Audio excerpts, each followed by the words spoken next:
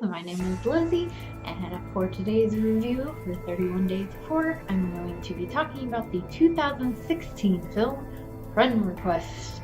So for those of you who maybe don't know what this movie is about a college student named Laura who gets a friend request on Facebook from Marina, a girl in her psychology class who's a bit odd seeming, and she has 0 friends on Facebook, and Laura, feeling bad for her, being a nice person, accepts her friend request, and that escalates into Marina becoming obsessed with Laura and kind of stalking her. She photoshops photos of them together.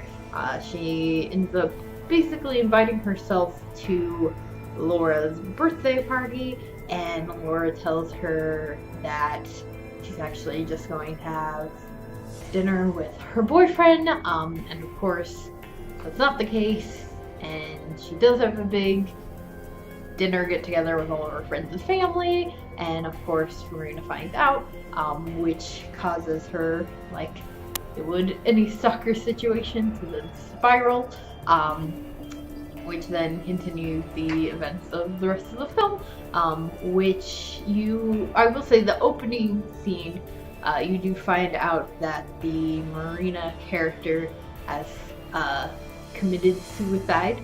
So then after that opening scene and they reveal all of that information, it then continues on to showing you what led up to her suicide, which were the events that I just spoke about, which then of course lead into the events after her supposed suicide, which is where all the supposed to be scary stuff continues.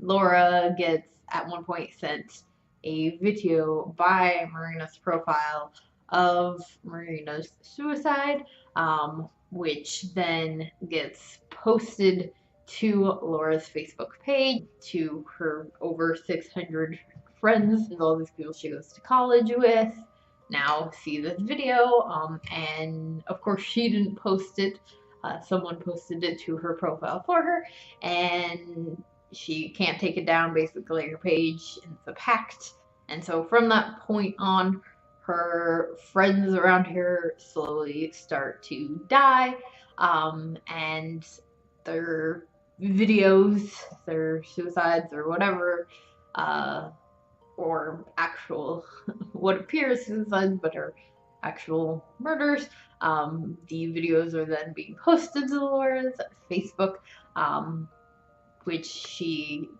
at this point has no control over. She can't even delete the profile.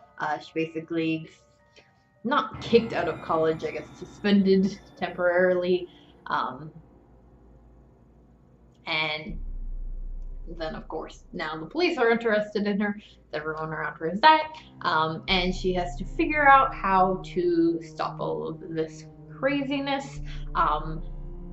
Honestly, I didn't think the movie was that great, and I didn't really find it that genuinely entertaining at all. And honestly, I didn't really like this movie. I didn't really find it that great. I kind of thought it was boring. It wasn't, I guess, that super original of a concept to me, and it just, I mean, it wasn't terrifying. I just found it to be kind of a boring film, which is disappointing because I think a lot of the cast is really great. You have Britt Morgan, who plays Olivia in this, but she plays Penny on Riverdale. So any fellow Riverdale fans, she's in that. I know the lead actress that plays Laura was on the show The 100, which is another show I don't actually watch, that a lot of people are surprised I don't watch, but I know she's in it. The actor that played the Kobe character, he was Serena's little brother on Gossip Girl. Just recognized him from that. And that's another thing, is that they throw in this supposed to be added, I guess, tension or fear with Kobe's character, and he starts trying to kill Laura towards the end of the film to save himself, because basically I said all her friends are being killed off because this Marina girl wants Laura to be as lonely as she was, and so in an attempt to smartly save himself, which I mean it makes sense, but he tries to kill off Laura, but it lasts for just like a couple of minutes, and it's not really like super eventful.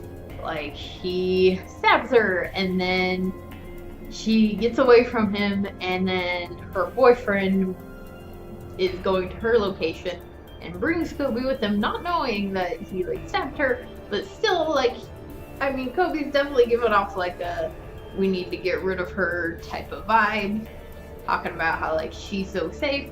Why would you bring someone who's clearly like upset and crazy towards her? I don't know.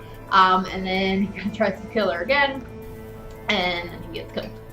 And so it's like supposed to be this added pressure or fear, but it doesn't last very long. And honestly, I didn't necessarily see that coming, but I definitely thought that his character was going to have something to do with everything that was happening. I thought he was going to be like helping Marina, like they were going to be actually secretly teamed up, because it's implied that he is in love with Laura.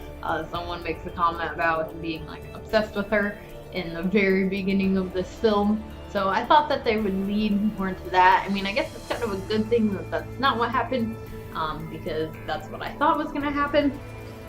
I will say though, I will give this movie for the credit for the ending. I did actually really like the way that it ended.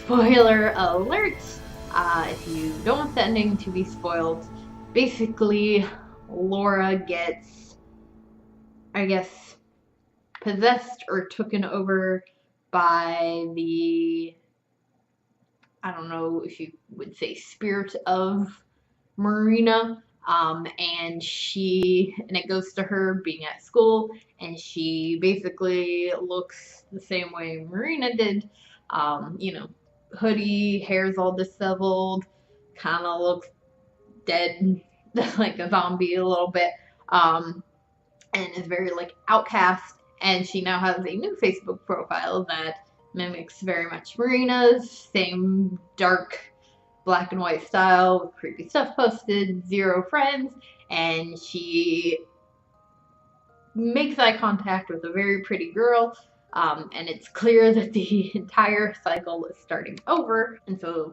the cycle just kind of continues, which I thought was really great. I'm not sure. I was thinking that, oh, that must have been what actually happened to the real Marina, is that someone did that to her, and so on and so forth. But I don't think that that's exactly true because of the information that you find out about Marina's parents and her family. But it is kind of interesting that it will continue with Laura, and probably from Laura onto whoever this new girl is, and so on and so forth. So I thought that was a really cool, scary way to end it. But yeah, for the most part, just was not a fan of this film. Just wasn't scary to me. Didn't really keep my focus very well, which is, disappointing. But I didn't go into the movie with high expectations, just because I haven't heard necessarily great things about it. The ratings aren't that high. It's got 17% on Rotten Tomatoes, which Rotten Tomatoes can be very iffy with horror in general. I don't always agree with their ratings on movies, but it definitely has a very low rating on there, as well as a 5.4 out of 10 on IMDb, and Metacritic gave it a 31%. Though it does say that 74% of Google users liked this movie, but that also depends on how many people were actually reviewing it. That's very high if there's only a small percentage of people that are reviewing it. So that's just how I felt about it. If you've seen this movie, tell me what you thought about it in the comments below. If you did enjoy this review, please do give it a big old thumbs up. Make sure to hit the subscribe button for more horror related content, and I will see you guys again tomorrow with another video.